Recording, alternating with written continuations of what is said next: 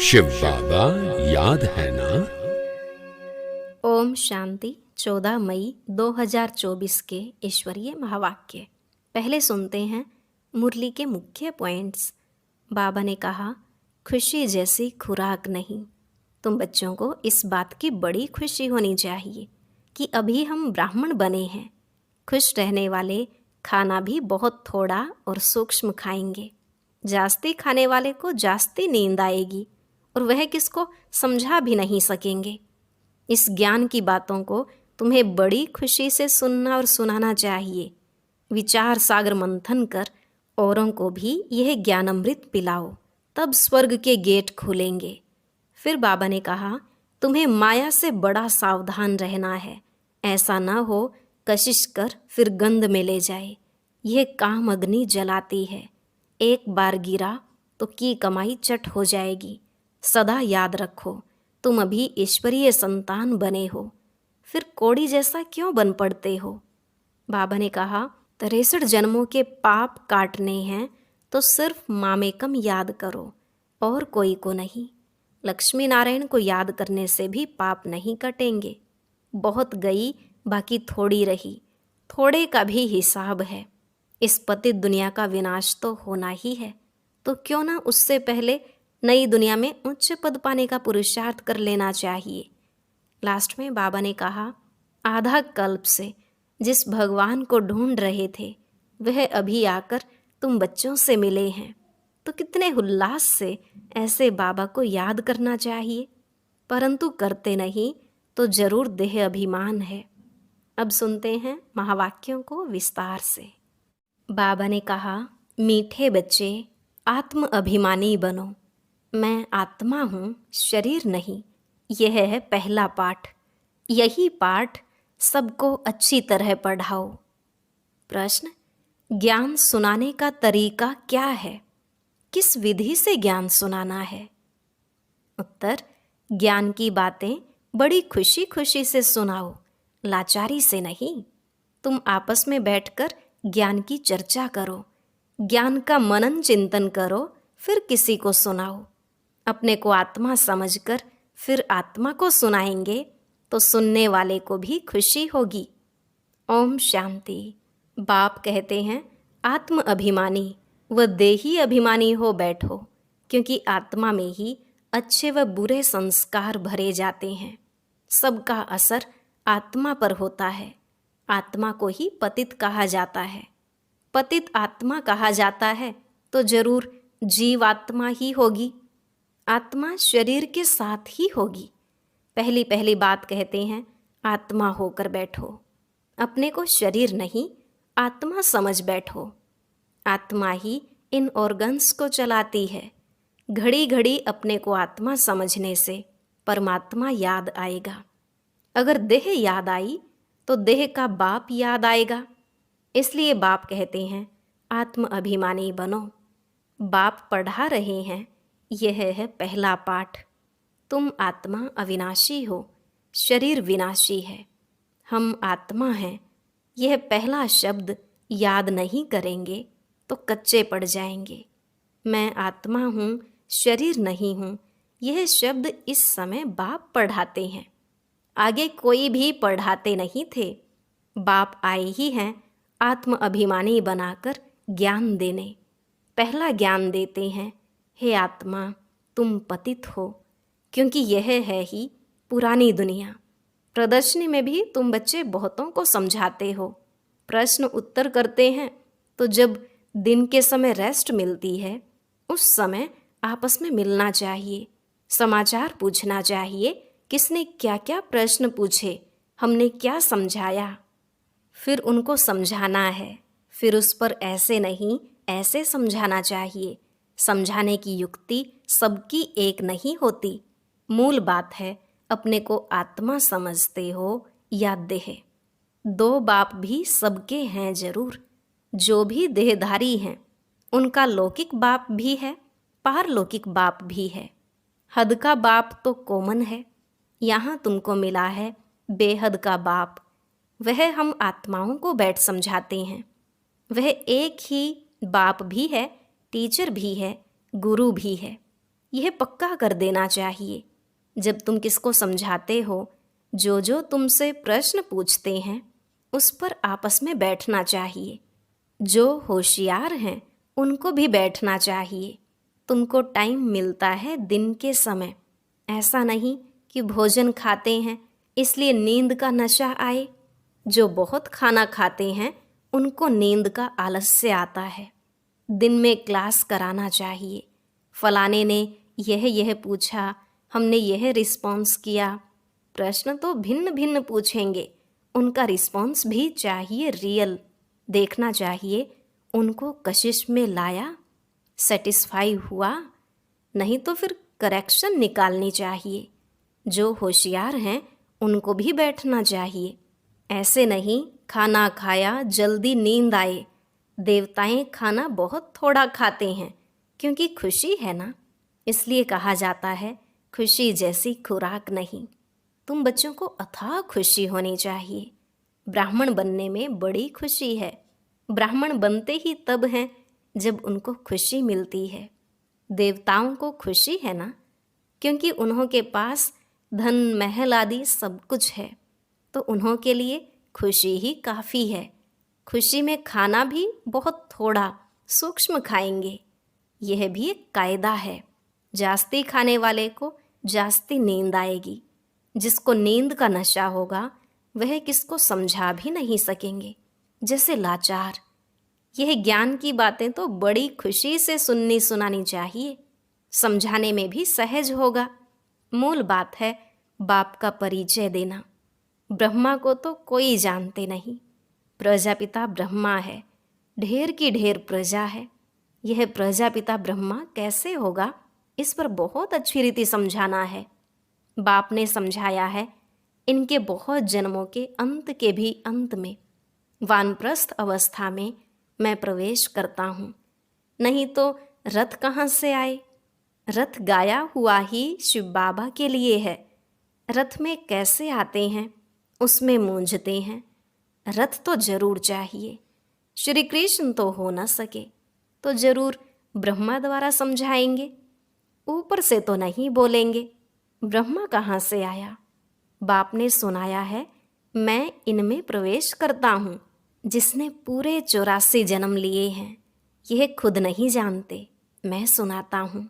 श्री कृष्ण को तो रथ की दरकार ही नहीं। श्री कृष्ण कहने से फिर तो भागीरथ गुम हो जाएगा। श्री कृष्ण को भागीरथ नहीं कहा जाता। उनका तो पहला जन्म है प्रिंस का। तो बच्चों को अंदर में विचार सागर मंथन करना चाहिए। यह तो बच्चे जानते हैं, वह बातें तो नहीं हैं जो शास्त्रों में लिख दी हैं। बाकी यह तो ठीक है, विचार सागर मंथन किया हुआ कलश लक्ष्मी को दिया है। उसने फिर औरों को अमृत पिलाया, तब स्वर्ग के गेट खुले। परंतु परमपिता परमात्मा को तो विचार सागर मंथन करने की दरकार ही नहीं। वह तो बीज रूप है, उनमें नॉलेज है, वही जानते हैं। तुम भी जानते थे। अभी यह अच्छी रीति समझाना जरूर है। समझने बिगर देवता पद कैसे पाएंगे? बाप समझाते हैं आत्माओं को रिफ्रेश करने लिए, बाकी तो कुछ भी जानते नहीं। बाप आकर समझाते हैं, अभी तुम्हारा लंगर भक्ति मार्ग से उठा, अब ज्ञान मार्ग में चला है। बाप कहते हैं, मैं तुमको जो ज्ञान देता हूँ वह प्रायलोप हो जाता है।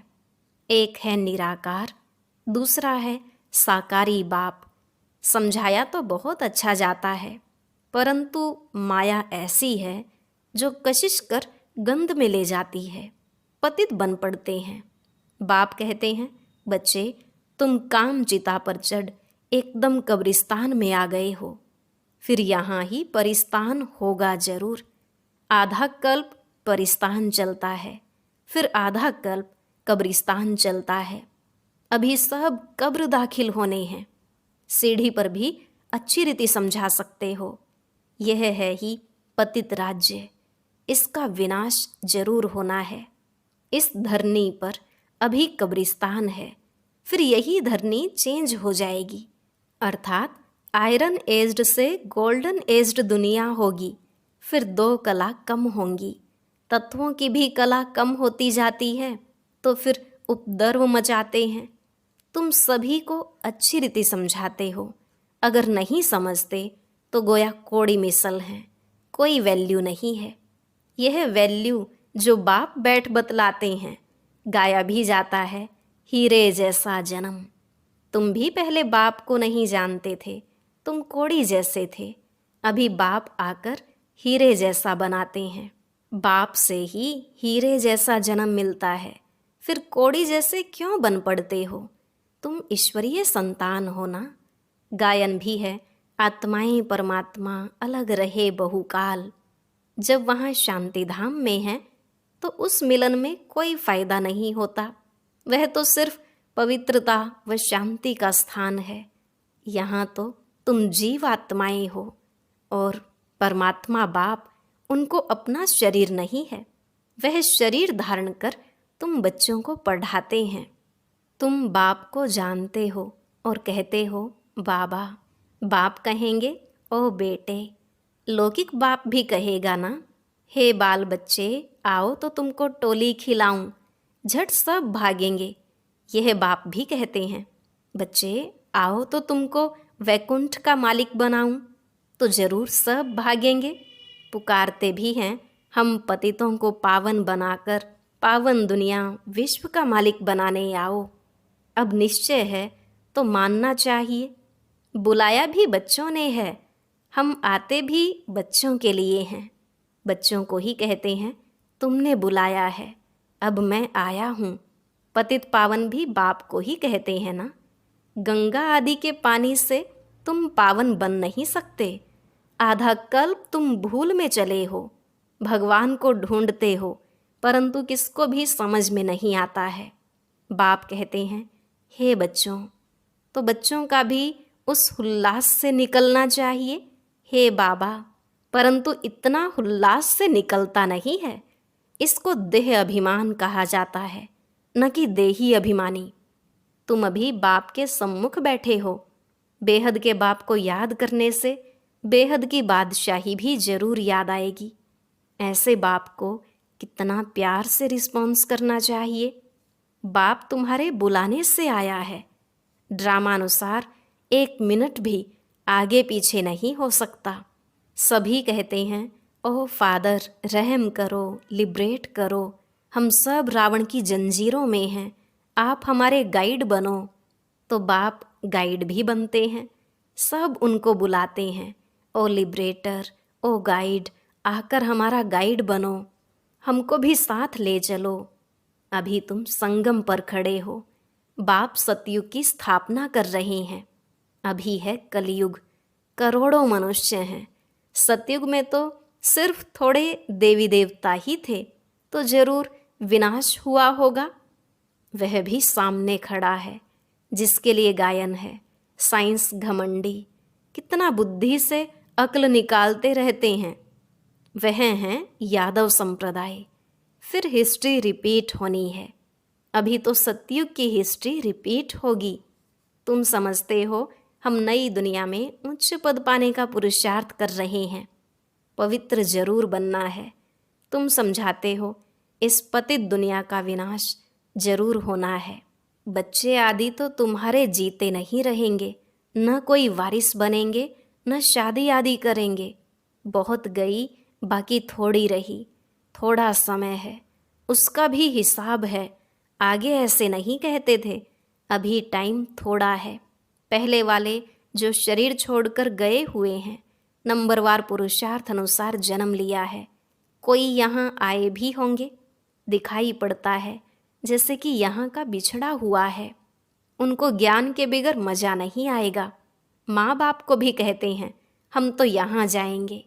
यह तो सहज समझने की बातें हैं। विनाश जरूर होना ही है।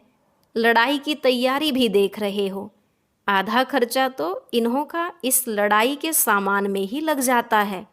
एरोप्लेन आदि कैसे बनाते हैं, कहते हैं घर बैठे भी सारे खलास हो जाएंगे।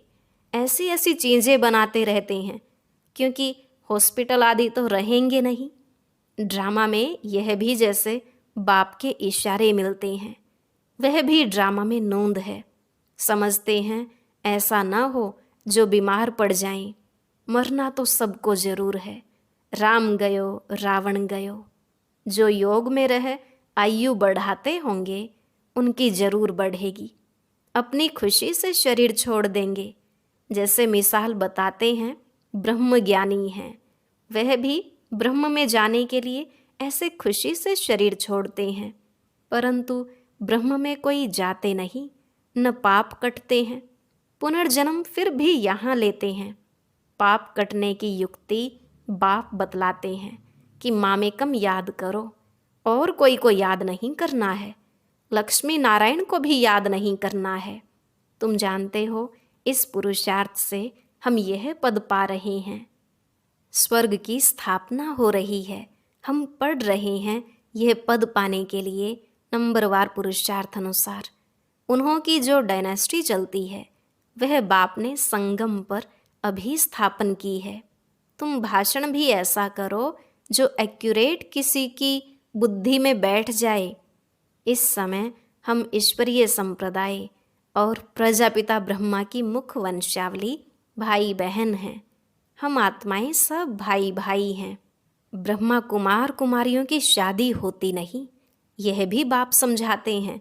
कैसे गिर पड़ते हैं, काम अग्नि जलाती है, परंतु डर रहता है एक बार हम गिरा तो की कमाई चट हो जाएगी। काम से हारा तो पद भ्रष्ट हो जाएगा। कमाई कितनी बड़ी है।